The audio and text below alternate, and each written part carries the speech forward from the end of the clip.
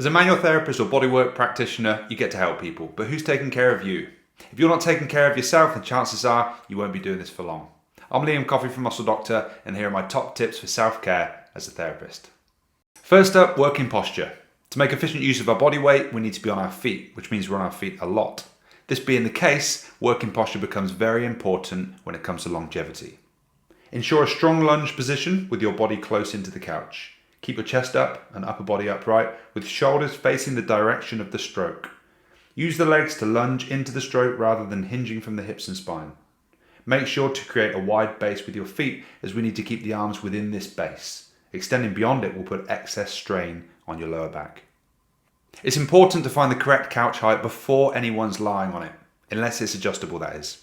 Adjustable couches come in electric and hydraulic forms and can be expensive, but definitely worth the investment. To set the height, standing next to it, your fingertips should just brush the top of the couch when you're stood up. And if in doubt, too low is always better than too high. Good couch height will allow you to stack your joints. With good joint alignment, the wrist, elbow and shoulder should all be in a neutral position, allowing you to use your body weight more efficiently by leaning into the stroke. Allow too much deviation from this position and the smaller muscles and joints will take the strain, resulting in overuse and potentially injury. We do spend a lot of time on our feet as therapists, so it is always nice to take a load off. We can use our legs as bolsters to put both you and your client in better working positions.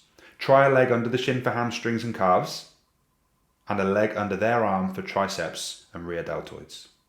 Your comfort should never come at the expense of your working position, because the safest and most effective way of generating good depth and pressure is to use your body weight plus gravity. But for smaller body parts requiring less pressure, try a stool. I'm using the saddle stool from physique.co.uk to keep my pelvis and lower back in a neutral position, which is ideal for something like anterior neck treatment. Hands-off treatment modalities have their obvious pluses.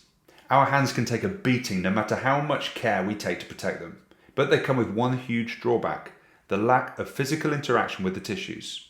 Palpation and sense of touch are things that can and will develop over time, allowing you to respond to the tissues being treated, making you more adept at working with them.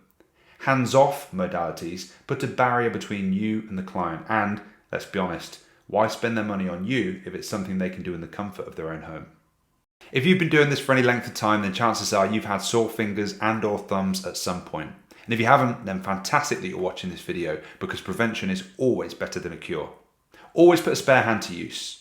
By reinforcing a finger or thumb, you're not only reducing the strain on that digit, but you will be able to keep the palpating digit relaxed, allowing you to feel how the tissues are responding to the treatment. No matter how well you reinforce those digits, they just weren't made for such constant use. So utilize other body parts. Try the cam and spindle technique, where the knuckles apply some pressure while the other hand guides and provides a bit more pressure while allowing the knuckles to stay relaxed. Practice using forearms as a more broad but deeper stroke, and elbows for a more specific depth. The deeper you go, the slower you will need to go, and to increase the depth requires only a subtle adjustment of the elbow to reduce the surface area and to subsequently increase the depth without needing to add more force. Spend time practicing with forearms and elbows. Although you may feel out of control and like you can't really feel what's happening under your touch, you will slowly develop your sense of touch in the nerve endings and become more confident and precise with using these parts to treat. I speak as an experienced therapist who had great teachers and was taught this stuff from day one, but I wasn't fantastic at applying it. So please, take it from me, you need to apply this stuff if you're looking for longevity in a very rewarding career. I hope this has been helpful. See you all soon.